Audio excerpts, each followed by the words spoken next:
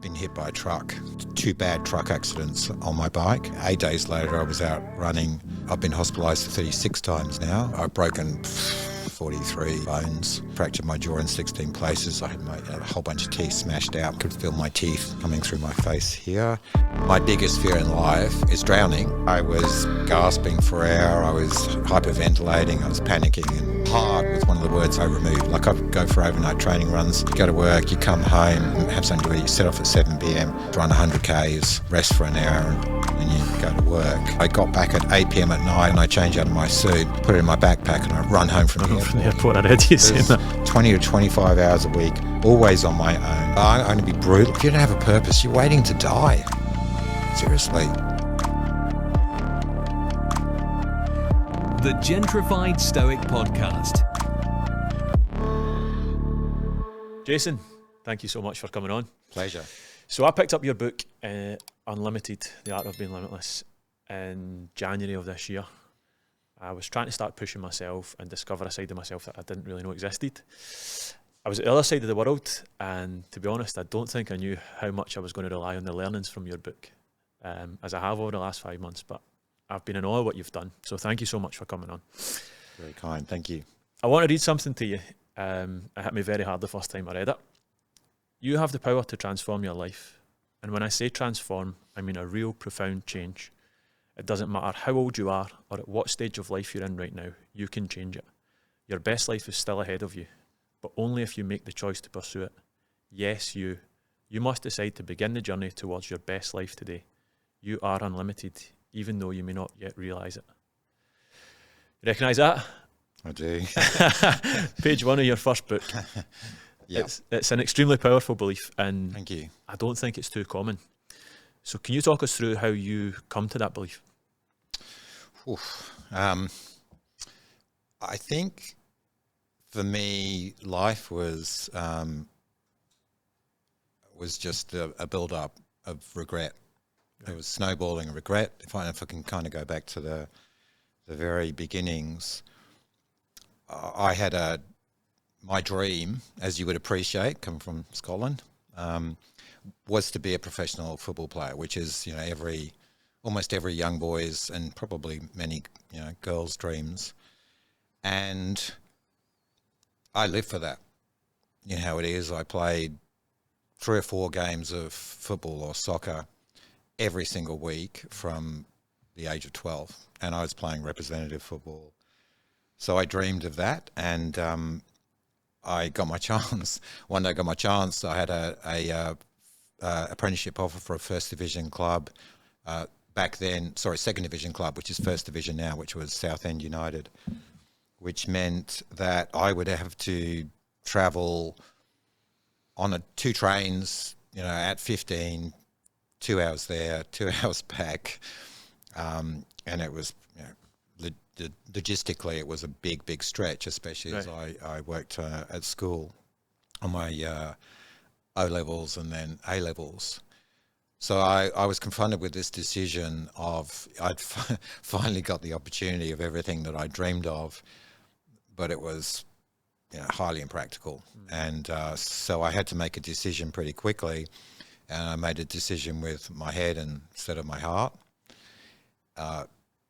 because I just needed to finish my my school studies, and I regretted it from that moment on. I regretted it for the next 20 years. And my pathway, I think I worked pretty hard, but when the really crunch decisions came, I chose sometimes, probably more than sometimes, the path of instant gratification. Right. So least amount of effort, most amount of enjoyment and gratification, and that kind of snowballed as well. So that meant I probably had a few vices. I definitely had a few vices. I won't disclose all of them. I'll start with drinking, with alcohol. When I was around that time at 15, I'd leg it out of school with my mate, and we'd go down the pub down in Welland, and we'd have a couple of beers and play some Space Invaders. And so that kind of, I got distracted. You go chasing things and probably drank a bit too much. I actually started smoking when I was 16. Right. And so that kind of regret built. I was kind of taking the easier road, and I would have too many beers with anyone, and I would start saying, I could have been a professional soccer player in the UK. And when you're in Australia, that's kind of pretty impressive. And I said it enough times that I started to feel shame in myself, because it was motivated by ego, and the truth was that I didn't, and I could have, but I didn't take that risk. I didn't take that chance, because it was, as you would know, it's a bit of a long shot. And my shame just grew more, my regret grew more. So I would I'd look myself in the mirror, as we do, the mirror test, and I had got to the point that I was deeply uncomfortable with what I saw looking back at me. And so I knew I needed to change my life. I didn't quite know how, and it was just by chance that, and the story is, I've spoken about it many, many times, and I remember it vividly, absolutely vividly. A friend of mine decided that we're going to do a corporate triathlon. I worked for a bank in financial advice, and he said, Jace, hey, we're going to do a corporate triathlon, which was all the rage back then. I didn't know what a triathlon was, but he said, hey, we're going to do a triathlon. And the distances were like a 300-meter swim, 12K bike, and I was a 3K run. I was drinking and smoking, but I thought, I can do a 3K run. That's pretty easy. So I said, yep, count me in, put my hand up. And then we caught up a couple of weeks later, and he said, hey, Jace, how are you going with training? And I said, yeah, it's great. I'll be able to, I reckon I can nail the run. He looked at me and said, well, what about the swimming and the bike? And I just went like white as a ghost. and I felt really uncomfortable, and started to feel a little bit sick. And he goes, I said, what do you mean? He said, well, what about the swim and the bike? I said, I don't know. How are you going with that? And he said, no, you're doing that. So you'd assumed you were just doing the running part of that. Yeah, and he said, you're going to do that. And I just felt sick to my stomach. And I processed that. He said, geez, you look shocked. I said, mate, I can't swim. My biggest fear in life is drowning. And to the point that I have nightmares about drowning, of being left out at sea, or, that's a kind of recurring nightmare. Wow. But I realized in that moment something, it was like a whole bunch of things, realizations had accumulated that, this was like a turning point. This was an inflection point. This was something that I couldn't walk away from. There was something I just couldn't choose the easier path. So I went, yeah, I'm going to do it. And I said it very boldly, and I walked away. Didn't feel quite so bold.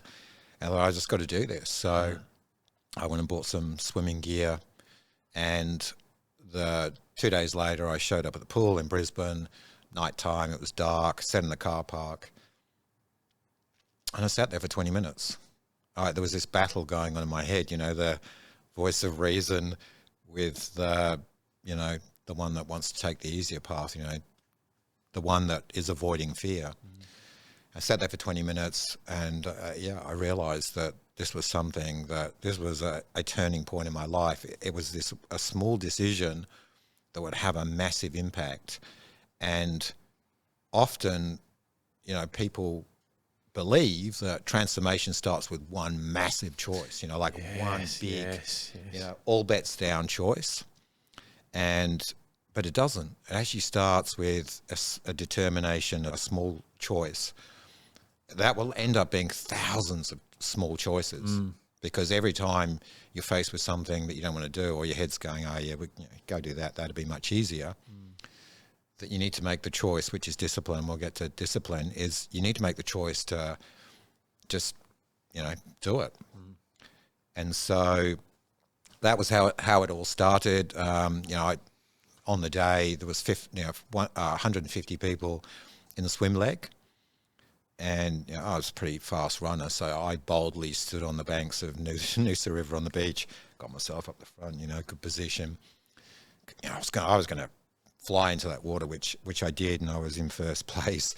And then by the 50 meters into the river, where you had kind of had to turn left into the tidal run of the river, everyone had swum over the top of me, and I was gasping for air. I was hyperventilating. I was panicking, and as you probably read, and so I kind of flipped over onto my back like a beach turtle, partly to get some air and then to see where I was. And I kind of put my head up like that and realised there was no one behind me.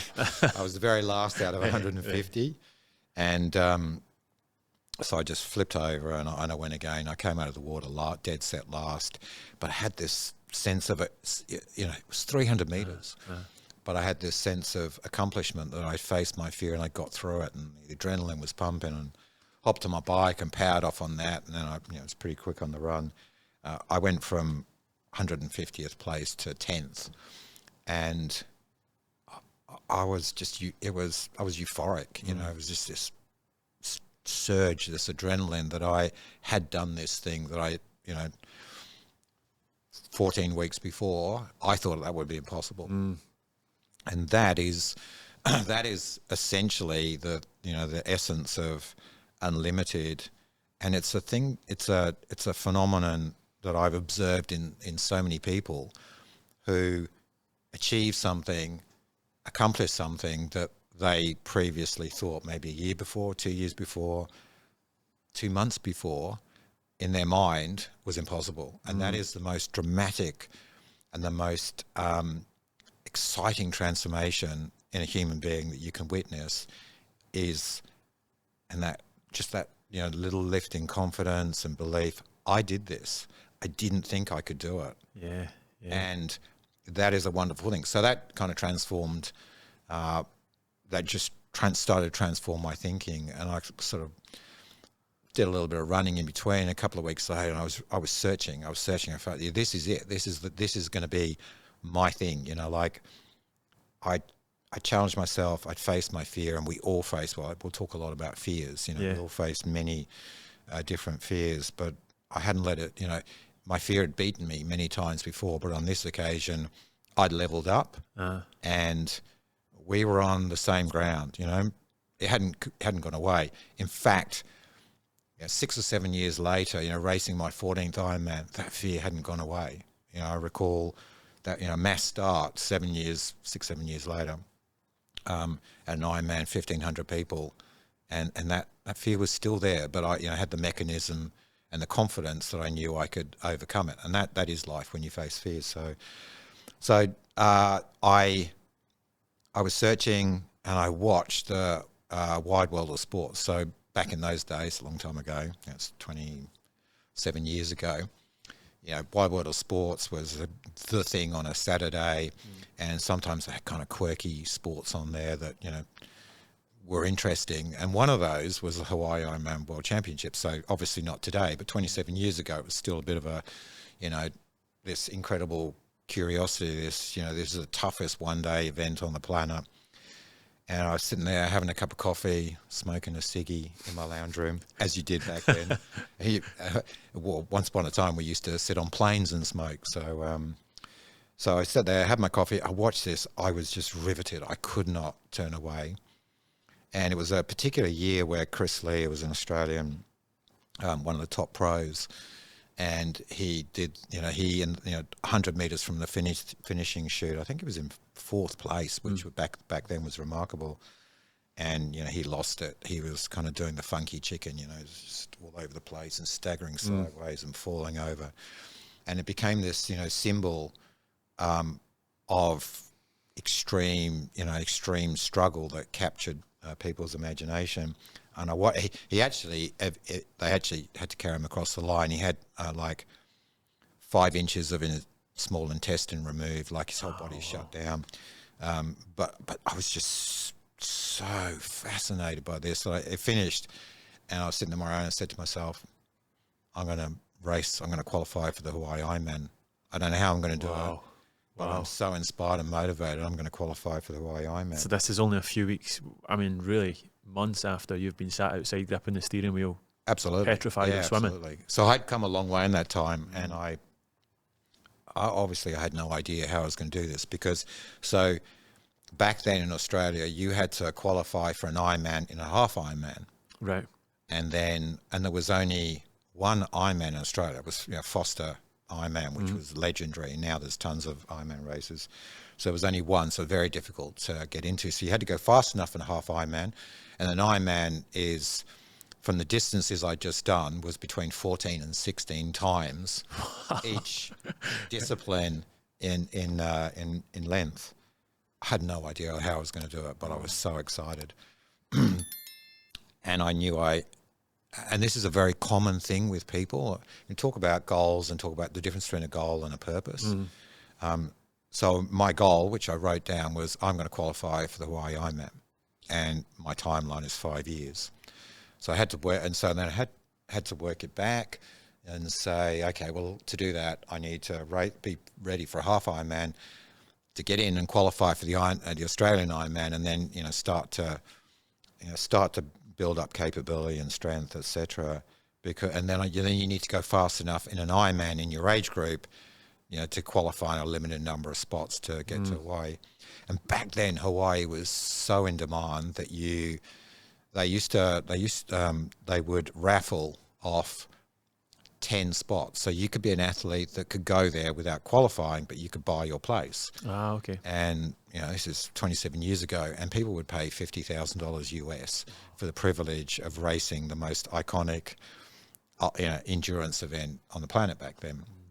Anyway, so that was the journey that I set off on, and I had to create, and one of the 14 steps to greatness is belief. As you well know, you've got to create belief. So I had to create that belief, and that was kind of the journey that I went off on. Incredible. And since then, you have swum 1,500 kilometres, cycled 105,000 kilometres, and ran 130,000 kilometres. So it's a bit more since the book, a couple of years ago, but yeah, pretty much. So I think that's biking 80 times the English Channel, biking 3 times the circumference of our planet, and running is now getting pretty close to 4 times around. Wow. Well, the note I had was from the time, obviously, when you last listed it was the equivalent of moving around the earth almost 6 times using nothing but your own body, which is absolutely incredible. Yeah. You mentioned the Hawaii Ironman World Championships, the Western States 100. David Goggins made that pretty famous. I'm sure it's pretty famous already, but to your average person, David Goggins made it pretty famous. The Tan Ultra 100k twice, and medalled in the 100-kilometre championships in Australia as well, right? Now, I guess that doesn't come without its challenges. What's been some of the rougher moments on that path?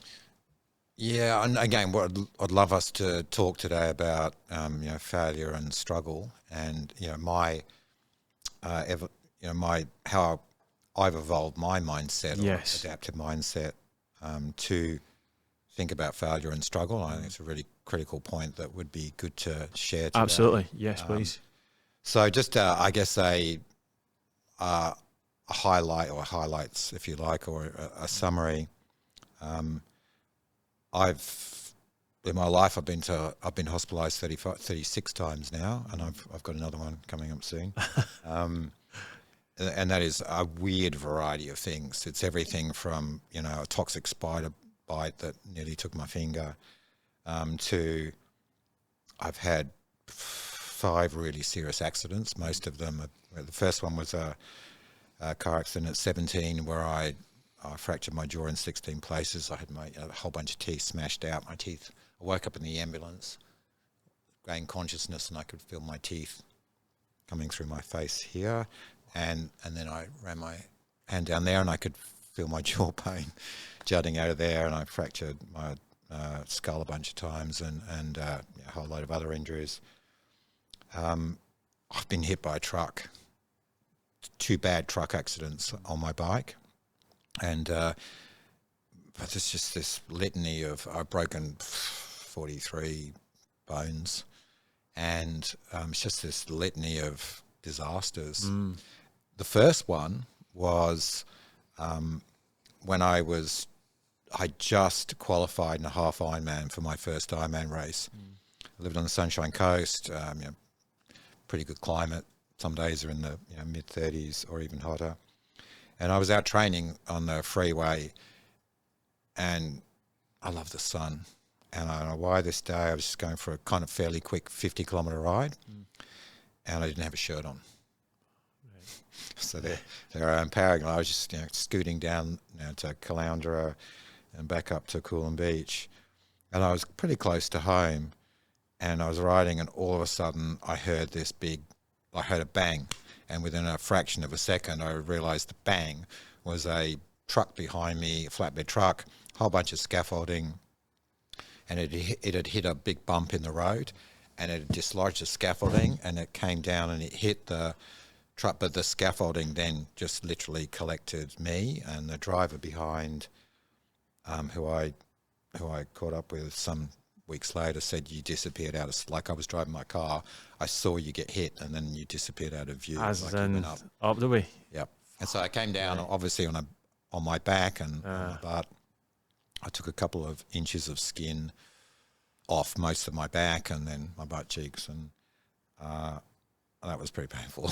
I was super lucky, but it was going to take a long time to heal. But I had to, I had 5 months to prep to go from doing a half Ironman, longest distance I'd done, to the first Ironman. So back then, it was again a long time ago. They were trialing plastic synthetic skin, which they kind of put on this gauze. So I had big pieces of gauze plastic skin on my back. But 8 days later, I was out running. Can we touch on something quickly before, because you say I was lucky there. Yeah. Now, that sounds pretty unlucky to me. How do you, in your mind, you talk about dealing with fear and dealing with challenges. Yep. How can you, in your mind, switch that to go from because let's face it, you're not getting hit with that truck and going, thank the Lord, that was great luck for me there. Indeed. That's a switch in your mindset. Where does that come from? Okay, so can I just first plug my new book? Comes out in 5 weeks' time. Hopefully it's a dramatic improvement on my first book, which is called Greatness Doesn't Care. And that philosophy is that finding your own greatness, that greatness doesn't care who you are, what you've been through, how old you are, your experiences, your religion, your colour, it just doesn't care. And history is full, and if you look around you, people that find their own greatness come from incredibly different, diverse backgrounds. They've faced extreme adversity and struggle, so it doesn't care. So anyone can find their own greatness, and they can begin on any given day. Now, I believe there are, my version is there are 14 steps to finding your greatness. They are not all about achievement. They're actually about finding meaning and happiness through the pursuit of greatness, which isn't a destination like a goal. It's purpose. And so, belief is one of those elements, but mindset and gratitude. And the first time when I woke up gratitude is the foundation of a happy life. Absolutely.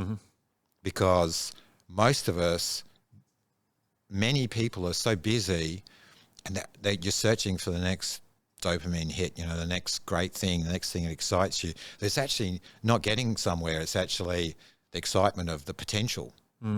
So we chase that kind of dopamine hit. And you know what? We don't stop. So a couple of other things. So presence and stillness are two of the key steps or elements in the 14 of greatness. So if you don't appreciate what you have, you don't stop. You don't look around you. You don't look at, your family, the sky, trees, birds. Then you really don't, you're always just searching, and you're just never grateful for what you have. So my first real one was when I woke up after that car accident, when I woke up after an 8-hour operation, and my head was completely bandaged, my face was wired together, I had teeth missing. And my first reaction, I felt like crap when I woke up. My first reaction was, here I was, a healthy 17-year-old running my own business. And the next thing you know, I'm lying in a hospital bed after an 8-hour operation, and half my teeth are gone. I've got no idea how disfigured my face is going to be, which back then I was a bit more egotistical, and that was pretty important to me.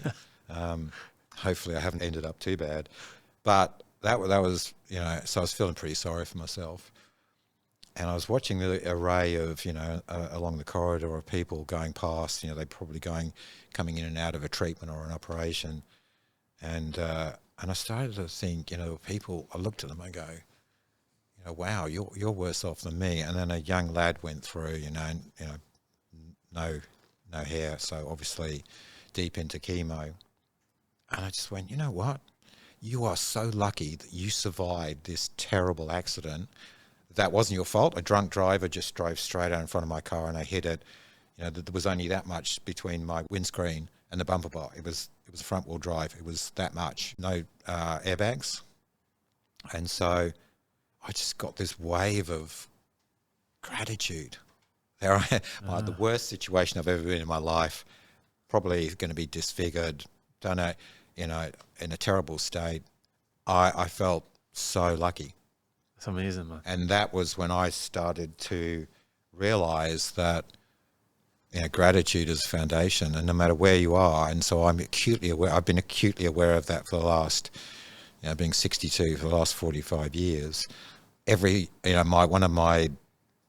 it all the time. I say it every day. Every day is a gift. You get one day to live, one day to care about people around you, one day to, you know, be better than you were yesterday, one day to live. And so every day is a gift. So gratitude is one of the absolute bedrocks, one of the bedrock 14 steps to greatness. Amazing. I genuinely love that. There's so much in that one bit. A lot of people listening to this. Hopefully. Yeah. I'm sure they will. Maybe all three of them. Oh, yeah. 3 or 4. Actually, I'll be pretty happy with 4. Can you arrange 4? Yeah, we'll go for 4. I've got quite a few siblings. Well, man, I think we'll hit 6. Yeah, I've got a few family as well. Perfect. We're away up to double figures. But people listening to this are going to hear the same things we hear a lot of the time, which is gratitude, which is stillness, which is. But I think the good thing is, from your point of view, so you've done all these ultra challenges, you have been a CEO, you're a father, you're now an author. Where do you carve out? Sorry, grandfather. A grandfather now as well. I didn't know that. Many, so a few. Oh, amazing. Where do you carve out the time to find this gratitude, to find that stillness? So in Greatness Doesn't Care, I focus, and one of the things I focus on, discipline. Discipline is, discipline holds everything together. Discipline is the enabler of all accomplishments. And a few things there. So I developed a 4-second rule. So the 4-second rule was before my head could talk me out of, the thing that I was deciding to do or not to do, I'd make a decision with my heart because I knew it was the right thing and because it was aligned to my purpose and because it was aligned to my plan. So in Greatness Doesn't Care, we all have this, we all have 24 hours in a day. The one leveler, although everyone in this world, and particularly in different regions and countries, people are in dire situations that we can't even imagine, the struggle, and it literally is, they're trying to stay alive, trying to find water for the day for their family or something to eat, just hoping a bomb doesn't drop on their home, all that kind of thing. But the one great leveler in this world, everyone then also has different life expectancies depending on what they do with their life and probably where they live. But the one thing we have is, while we're alive, we all get a day, and there's exactly the same amount of minutes in every single day. That's it. That's the one common leveler in life. And the thing I've observed is how people use those minutes in a day, because we all get the same. And mindset is, your mindset is so powerful, or otherwise. And the things you think and do and say you will become how you think, and you will become what you say. And I know I'm going off tangentially, but I took 4 words out of my vocabulary and out of my mind. I did a search, kind of stock take of the words that I wanted to remove from my vocabulary when I started to make this transformation, so I could create the belief that, not arrogantly, but my own self-belief that there was no limit. I could do anything. If I thought there was a limit, then that would be the limit. So I wanted to, hence the first book, Unlimited, is I wanted to find a way to create belief and unlimit my mind. So we all have the same amount of days, and I've had children, and family, which obviously you spend a lot of time with, and is the most important thing in your life. So, and then some big jobs. I even got to the point where I, fortunately, I was a CEO. I'd be on planes all the time, every single week. Life is so disrupted, and lots of my life I've worked 60, 70 hours a week. So discipline, a plan that comes back to a tactical plan, like a short-term, high-performance 90-day rolling. Yeah. Let's do that. Let's think about, you're 35, I think you said at the time we've done this first triathlon. Yep. And you go, right, triathlon done, fear-faced. Yep. I'm competing for Hawaii. Yep. And I'm aware of some of your tools. You've talked about the 4 second, you talk about gratitude, you talk about discipline. Yep. How do you go from a guy that spends his weekends, and I mean, how do you do it? What does that look like? How do you go from a guy that spends his weekends smoking, drinking, anything else you're not telling us about, talking about how you could have made it at football, to someone that goes into Hawaii? What do you sit down and do? Okay, so it's really, again, let me back sorry, I keep backing up. No, keep going for it, mate. Keep going for it. Nothing is in isolation. Absolutely. So I had my 5-year goal, Hawaii. I had no idea how I was going to do it. So I built a plan that worked backwards, and then I built a more detailed plan for the next year. So that and the thing about doing a tactical plan is you design that, and you look at it and go, yeah, if I do that, I will achieve that. So this is that connection between I'm here now, and I've got this 5-year goal, which is so so enormous. I can't comprehend how I can do it. And there's lots of people have that disconnect. So they're inspired, but you don't know how you're going to do it. So you have to build a plan, and that exactly what you need to get up and do every day. And then the discipline, and the ancient Stoics, the core of their philosophy was that discipline is the alignment of wisdom and action. So not everything is important. So it's about having the wisdom through your planning, when you sat down quietly, that these things are the things that will get you to here, or enable you to live a life of greatness. Then the discipline is knowing which things that you actually need to do that are important. And you adapt as you go along, because some of them might not be as important as you think. But the discipline is, wisdom, action. So then I just figured all I need to do is get up and do exactly what I said I was going to do today. And this thing will happen. So that's the kind of that's the discipline, and it's identity. So we think a lot about, obviously, belief. What limits belief is you've lived your life in this body for 25, 35, 45, 55 years. Your identity is your experience and what the world and you has allowed yourself to become. That's identity. One of the biggest challenges is breaking that identity, the person you think and believe you are. Because today, if you set yourself some massive goals, this person in this body today, this mind, is not equipped to get here. You have to work every day. You have to work diligently for you to become. And this is all about becoming. If you back it up even further, so let me give you an example of it all starts, the first and the foundation step of the 14 to greatness is purpose. And I want to make this really clear, this distinction, how I see it, is lots of people set goals. And so I'd set a huge goal. And hopefully I was going to achieve that goal, which means that goal would be gone. So then what do? People set goals to motivate themselves, and motivation is just the first day or the first couple of days. Beyond that, you need a whole bunch of things behind that motivation, because when motivation fails, which it inevitably will, because in 4 days you'll probably feel tired and life's busy and kids need you. So it fails and it falls over, and that's what happens. So 90% of people only 1 in 10 people that set a New Year's resolution actually achieve, what they set out to do at the start of the year. And 7 out of 10 have given it up after 30 days. Wow. And New Year's resolutions are often based on well-formed, and there are 4. The top 4 anywhere in the world, guess what they are? Here you go, I'm going to test you. Losing weight. Yep. So this is guessing the actual Yeah, resolutions, yeah. Stopping drinking. Yep. Completing an event such as a run or a marathon or something Yep. like that. That's all right. I'll take 3. I'll help you, yeah. So that's pretty much, the top 3. There's one financial, so course, there's one will be a financial goal. The other 3 will be related to health and fitness and weight. Right. Yeah, and different derivations of that, but they're all pretty much the same. Like, I want to lose 10 kilos or 5 kilos or whatever, which is well intended. The challenge with that is it's just a metric. It's just a goal. And so it's not a purpose. So a goal would be, I want to lose 5 kilos. And that will have no plan with it. People will then go, oh, how do I do that? I'll go on a diet, whatever. And they start to figure that out, but they don't really have a plan.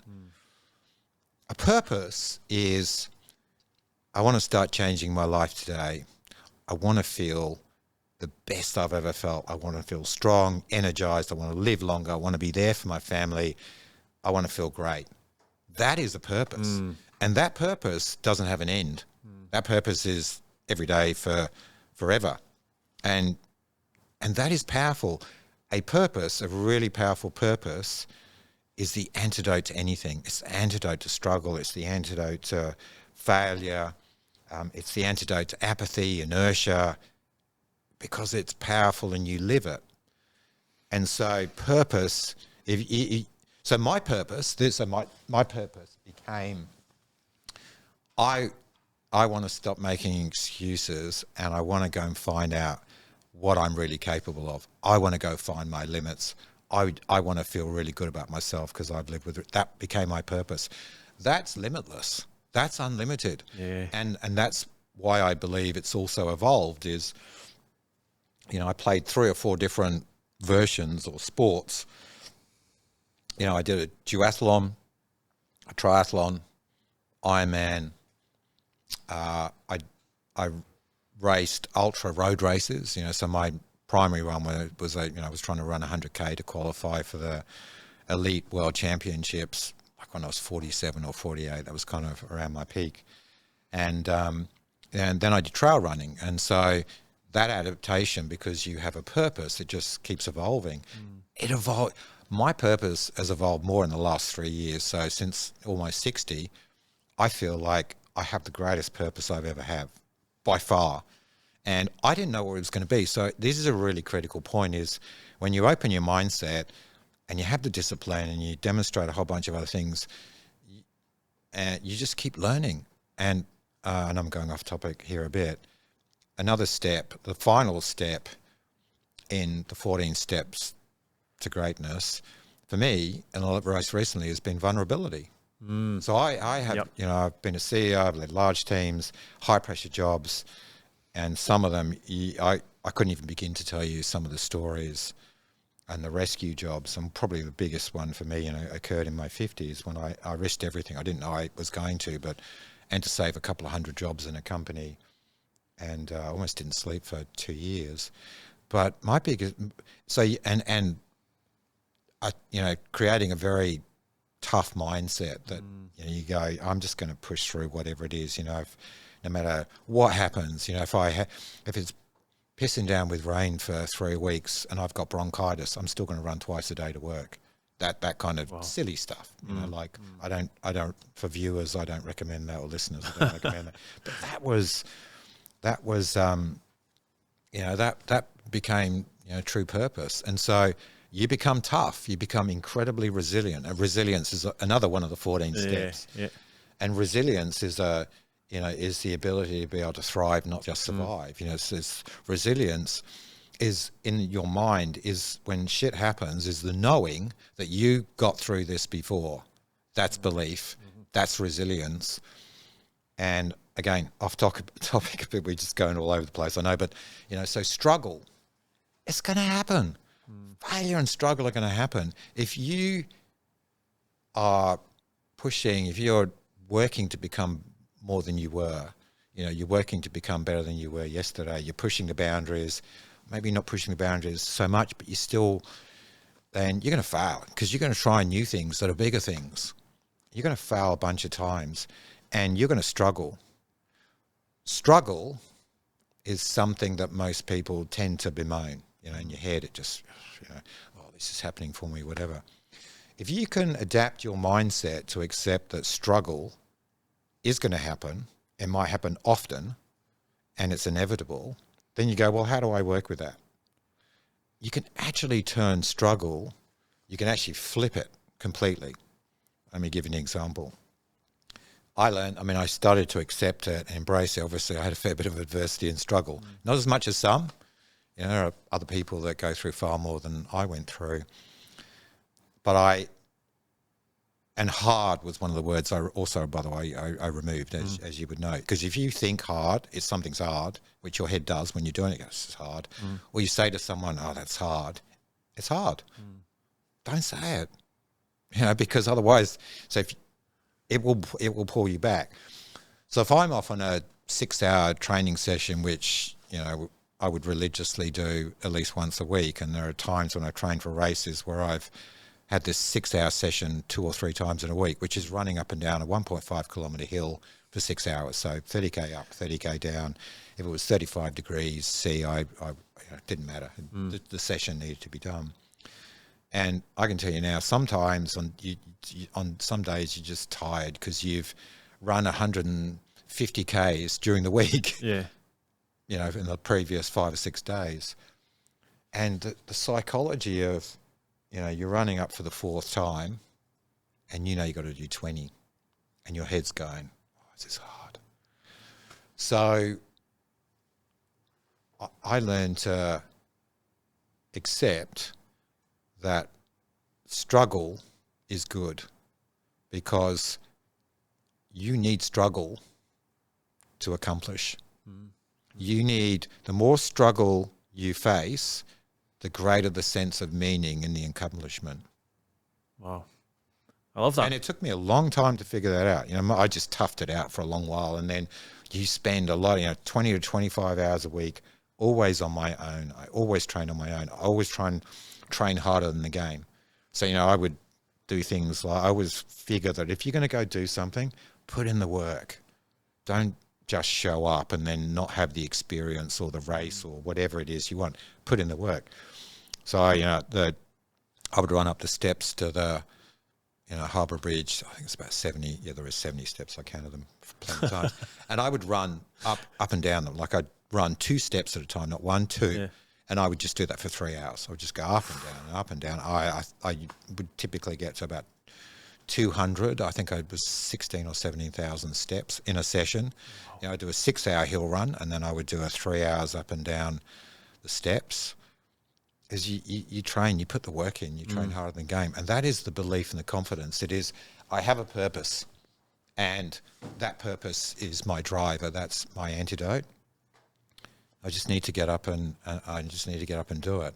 That's where the belief comes from, is the wisdom you get, the knowing that this thing over here will look after itself. You just get up today, because today is the only day you can change or influence this outcome.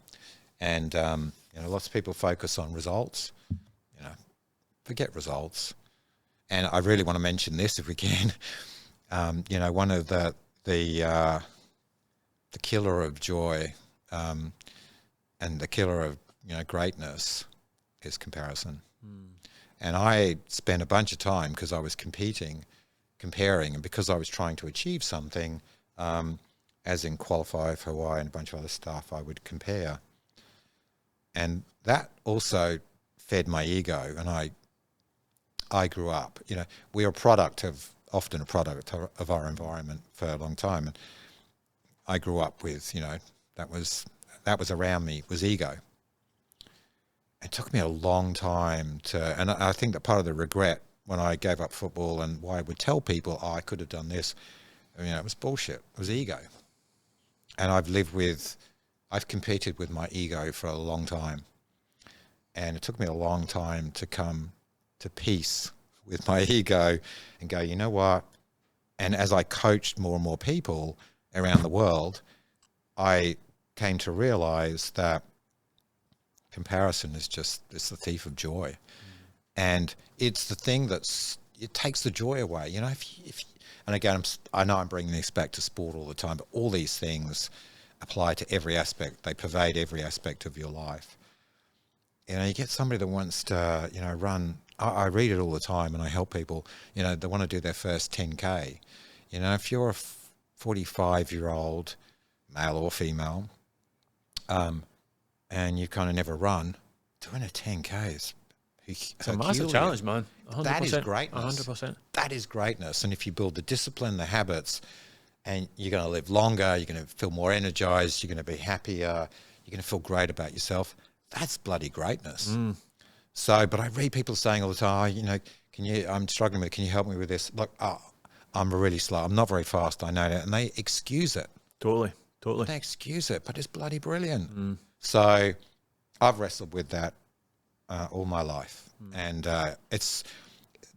my ego for me is something I felt shame over because I know it. And I listen to myself and I go, and so I constantly try and work on stuff just to be better. I'm nowhere near perfect. I'm a long way from being perfect. I've stuffed up, I've screwed up, I've made tons of poor decisions, but I just hope my aim is to just keep evolving, keep getting better.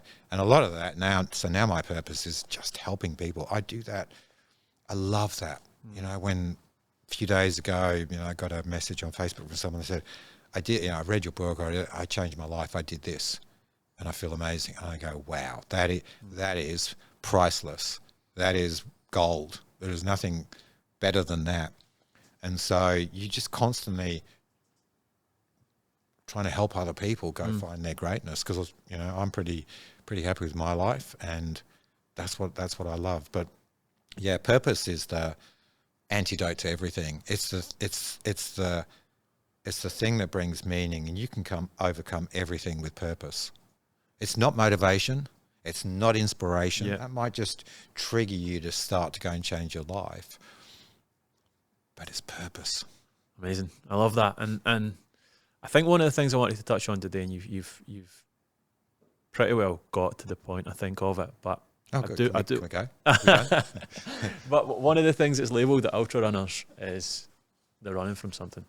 And I think what I love about your message is it's not done through this hugely negative self-talk. It's not done through this grind culture. And don't get me wrong, you have talked a lot about discipline, but you talk about discipline, mindset, you talk about purpose, but also I wonder on the emotional side of it, you know, because I think as I've realised in my own journey, the more, I would have said I had pretty poor mental health at one stage. I certainly did, and I suffered from, you know, addiction and whatever else.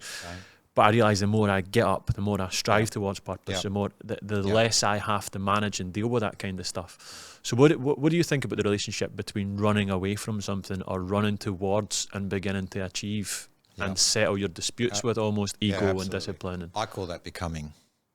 Right, okay. Becoming the greatest version of you. Becoming who you were meant to be. Becoming better than yesterday. It's all about becoming. So you're actually heading towards something.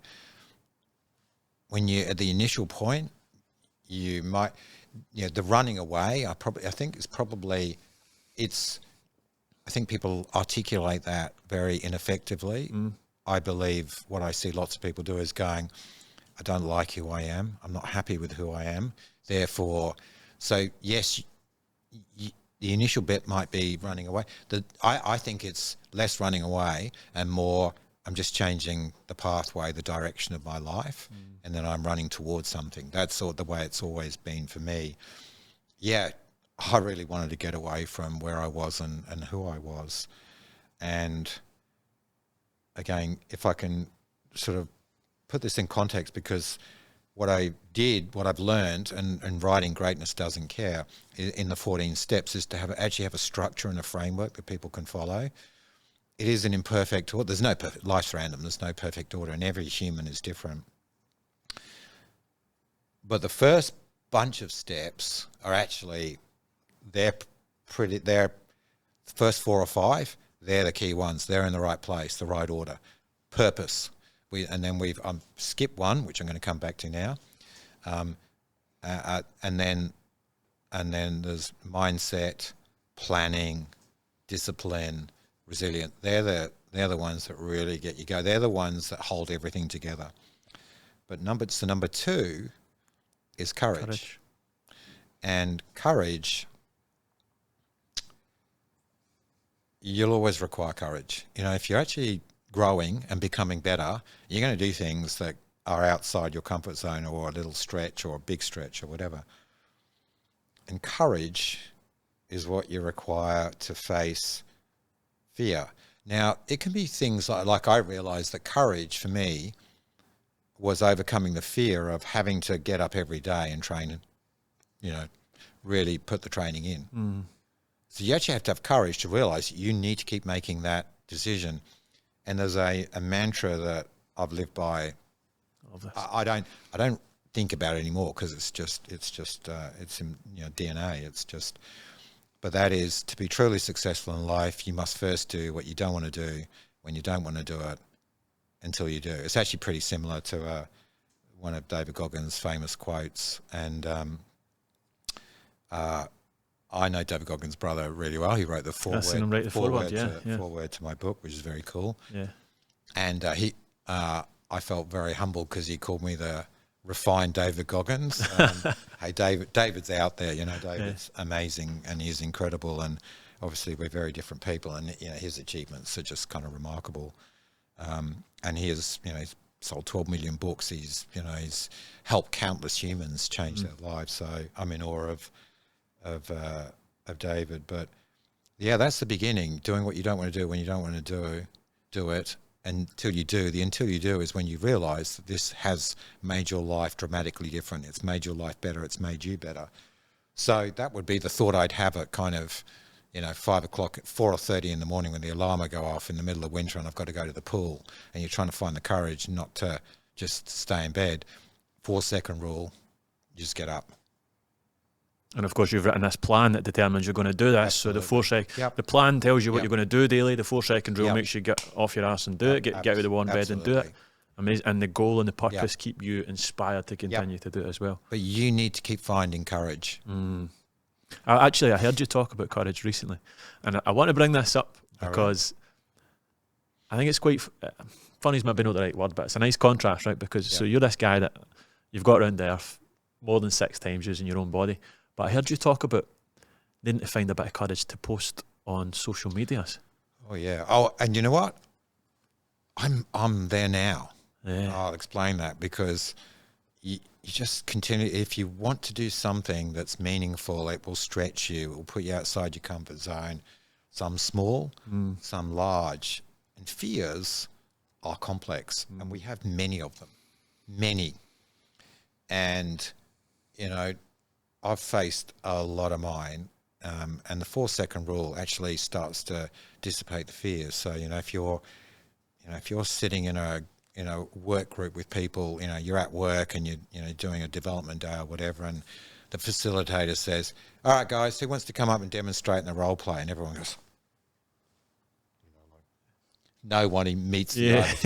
And they're going, "Don't pick me, don't pick me, don't pick me. Yeah. I'm going to look out. I'm going to no." And inevitably they pick the people that are looking down at the desk. So I learned that was me, you know, in some respects. And one day, as my life was evolving, I just went, "Yeah, I'll do it." So you're using the 4-second rule even when you... 4-second rule. Wow. While I didn't, my mind couldn't talk me out of it. I just went, "Yeah, pick me." It was amazing. And I've shared that with lots of people, and it worked for them too, is when you face it, the fear starts to dissipate, because what happens is you go, what have I got to lose? 100% it does. Everyone goes, "God, thank God that's not me." But that's what happens is you stop being fearful of it, and you go, "Yeah, I'll give that emotionally and chemically, all the things that happen in your mind, they all just suddenly change." So it doesn't it just doesn't ever go away, but you just find the courage to kind of, just do it. Yeah. And so going back to your point, I'm sorry I do go sideways sometimes quite a lot. I think it's bang on. I think I'm it's, doing okay. It's the right analogy. 62, but I still remember a few things. So the with my boy, and I've been a pretty private person in business, LinkedIn, but it's all, back in those days, it was all pretty sterile and professional. It's all the same language, isn't it? Whatever, and it's evolved obviously these days. But I wasn't on social media. I created a Facebook account, probably had 10 friends on it, and then I just didn't do anything. I might have posted one or two things, and then I just didn't do it. Instagram wasn't around, and so on.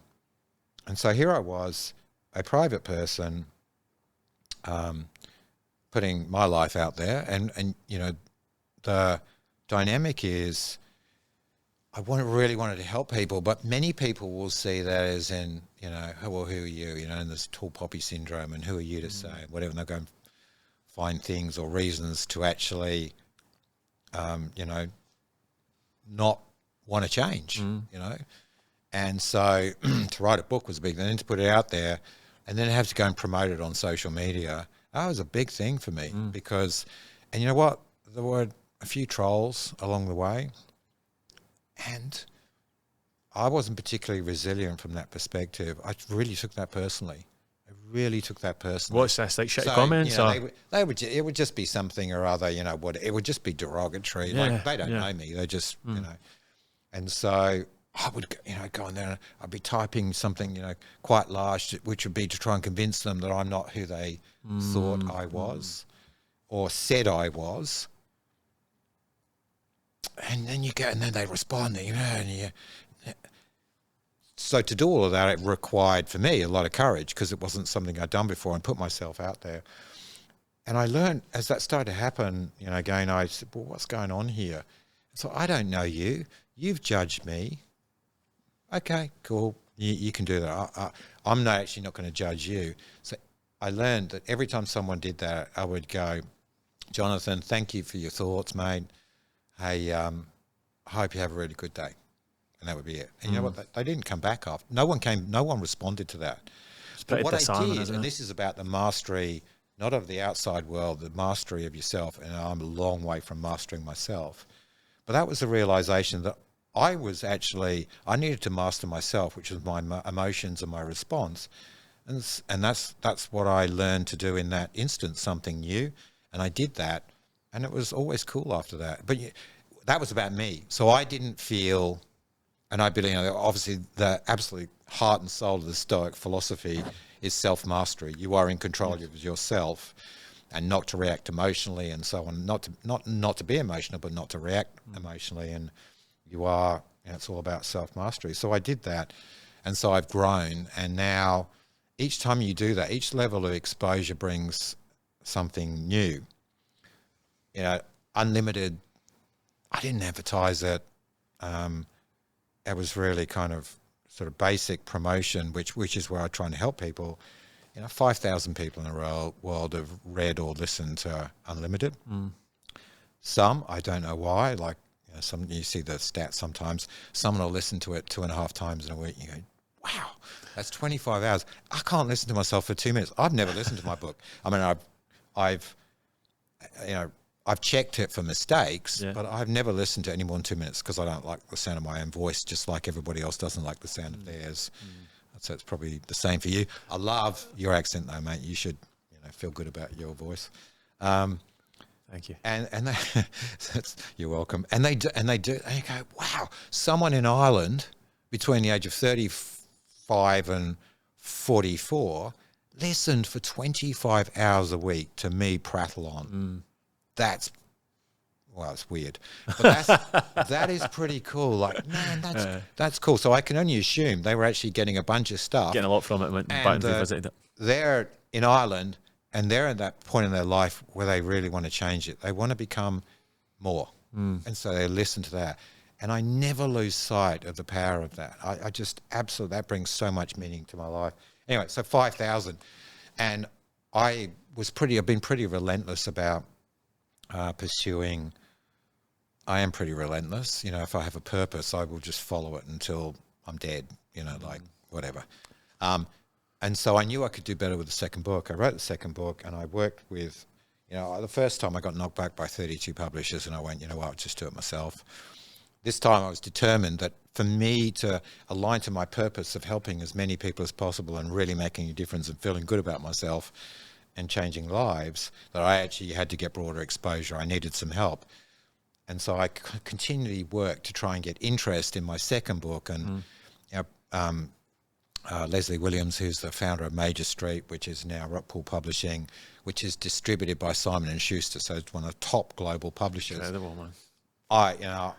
That's what I managed. But I worked tirelessly to do that. And because I knew I had to keep getting up every day to someday someone go, yeah, we're going to back you and publish your book. And there's this kind of scheduled release, 28th of July in Australia and New Zealand. This time, so I've been only online before. I might be in a couple of stores around the world, but I don't really know that. This time I'm going in store, and it's a scheduled release throughout the world. And, we're going to do some billboards in Times Square for the North America release and that kind of stuff. And I'm getting invited onto we're getting onto stuff that, yesterday I was writing an article for Forbes magazine, and I'm still in that, I still have an element of imposter syndrome, because what happens is, as you grow and your life grows and continue to grow, you will experience things that once weren't you. And let me tell you, this is not me from 4 years ago. It's like 2 books, a global publisher. We're 5 weeks out from release. I don't know, 400 or 500. There's many hundreds of stores have already committed, I'm told, really early to ordering in my book. Amazing. I have to work that out and deal with that. That's a whole nother level of exposure. That all of a sudden, 5,000 people, next thing is, I don't know, who knows, 50, 100,000, who knows? I have to adjust to that. I have to find a way of going, yeah, Jason, that's not imposter syndrome. You've done all the work to get there, and there's an element of this that feels right, that you deserve. And 5 years ago, I would deal with where I am now very differently. I've grown a lot in 5 years, and hopefully I'm actually living proof that no matter what age you are, you can change your pathway slightly. You can become better than you were yesterday. If you're 55, you can become better today than you were yesterday. So now I'm in that whole new territory of, I assume it's kind of going to be everywhere. I don't know. Who knows? And then you have to go, well, what if it is everywhere? How do you deal with that? And so I wouldn't have been equipped 5 years ago. But, What makes you equipped then? Is it just simply doing the work? It's doing the work on yourself. All of this is about work on yourself. All of this. You cannot change the world outside until you change the world inside. Full stop. Love that. You can maybe change it a tiny bit, but it'll only be what's immediately around you. You can't really change the world and improve the world unless you continually, your purpose is to, you're trying to master yourself, because it's never done. It is never done. No, it's a constant work in progress, and it can be tiring. That you think, once I get this bit done, I certainly did, and years gone by where I think, right, once I get this little bit of whatever's come up done, I'll be happy. I'll be done. Yeah. But happiness, and it doesn't mean to say every day you got to wake up and go, yeah, I'm going to smell. What can I mean, I've always had this philosophy of, if it's to be, it's up to me, and it has to be today, because tomorrow never comes. If it's to be, it's up to me. Yesterday is gone.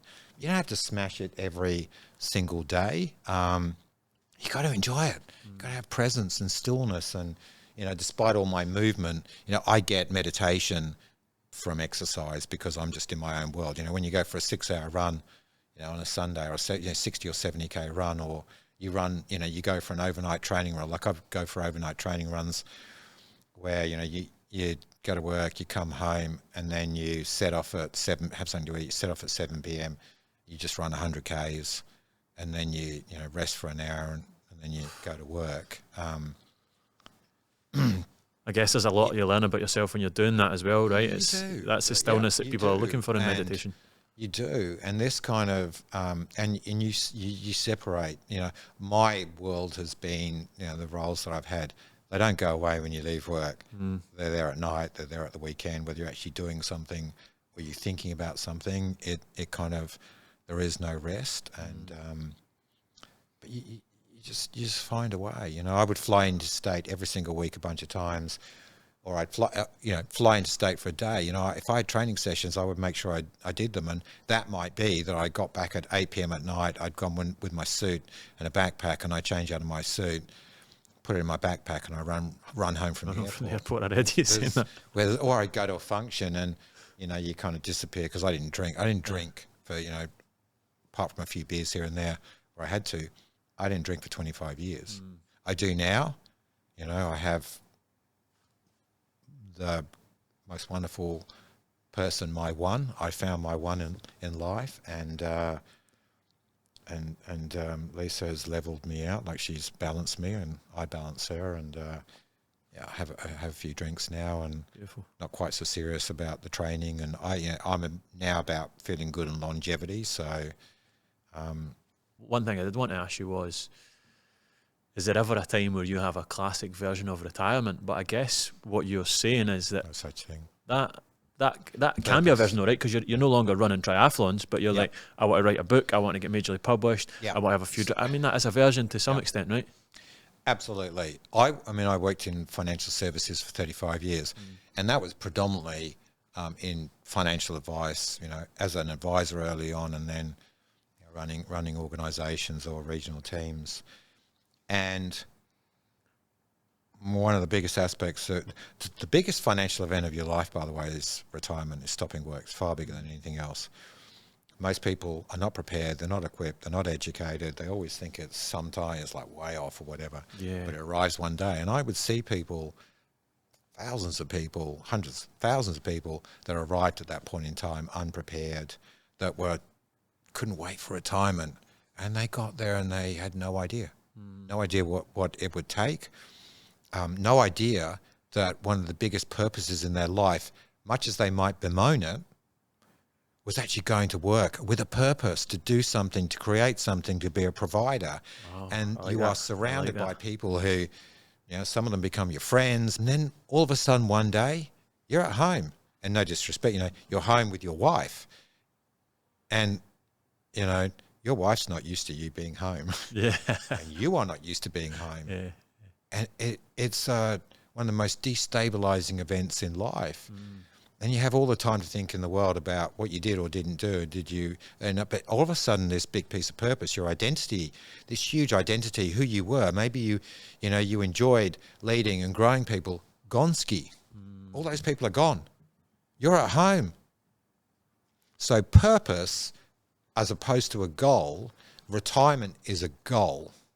And it's something, and our challenge is, instead of enjoying the moment, enjoying what we're doing, we look forward to shit. And, you know, like Friday as opposed to Monday. Monday's a day. You get 24 hours. You choose your Monday as opposed to letting your Monday choose you. Yeah. People look forward to Friday. Next thing comes around, the next thing the weekend's going, oh, it's Monday again. By the time you get to 70, you will have lived 10 whole years of Mondays. I quoted this on my Instagram the other day from you after I read your book. I love it. At the age of 70, you asked most people and said, you know, if you wasted your Monday, what would you do to get 10 years of your life back? They do anything, most people. Absolutely. You know? So absolutely. That's wisdom. So every day is a day. It's within your capability to influence your happiness and those around you and what you do and what you achieve. Valuing it, every day is a gift, valuing a day. So this thing about, you know, retirement and a goal, I tell you, the time when you need the most purpose in life is when you have nothing else to do. When you have those golden years, so to speak, you must have purpose. And very few people have a purpose in retirement. The people that are the happiest, that live the longest, have balance. They use their minds. They contribute to community. They do something productive. They feel worthwhile. They're engaged. They get up in the morning. They got shit to do that means something, as opposed to waking up. Oh yeah, I go get a coffee and then I read the paper and then I go home, and there's no purpose. No disrespect. I'm going to be brutal. Like, I'm not normally brutal. You know, if you don't have a purpose, you're waiting to die. Seriously, you're just counting down the days. They all become the same.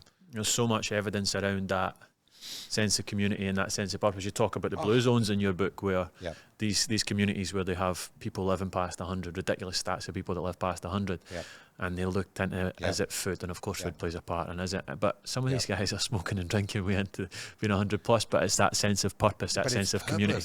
And movement. You got to keep moving. I mean, one of the things I love the most in my life is, you know, I go up the road to my local community. Hey, you know, and you listen to people and you have genuine conversations and you try to work out how you can make their day better, or how, you know, you can actually listen to them, because especially in retirement, few humans ever get listened to. Loneliness is the biggest killer, and they don't get listened to. You can tell, you can see people that are going somewhere to sit somewhere and hoping they can have a conversation with someone and someone will listen to them. You know, people go to a doctor just to get listened to because there's no one else. Maybe their family aren't close by. Maybe they're on their own. And you as a human, if you recognize that, you can bring so much joy to someone's life. It's really simple. Agreed. You know? Agreed. Don't walk past them, say hello, say, how you doing, you know? And, you know, with a retired person, ask them what their career was. Ask them what they did in life. And you watch people light up, unless it was a crap job. But most people light up, I drove a taxi, I did this, and it was their identity. So I think that's just about always being mindful of everyone else around you and what difference you can make. I love that. That fills my cup. I love that, mate. I love that. So a few quick fire ones. What do you think separates people who become great, people who discover their limitlessness, from those who spend their lives talking about changing? Look, I don't know whether I really, I don't know what happens necessarily psychology, but it's people that they're discontent, or it's about people that discover a true purpose. The purpose is purpose. What, you think purpose is what, you know, and then you find a way. It becomes an antidote to everything. But you find something that brings you meaning. Accomplishment will make you feel good about yourself. Love that. It might just be the answer to the next question as well, because the next one... I like to do a couple of times. Two things at once, mate. So there will be a lot of people listening to this who think like they've missed their chance, they could be struggling, they could think they're too old, they're too ill, they might have resigned themselves to a certain fate. What do you say to them? As long as you have a day to live, it's never too late.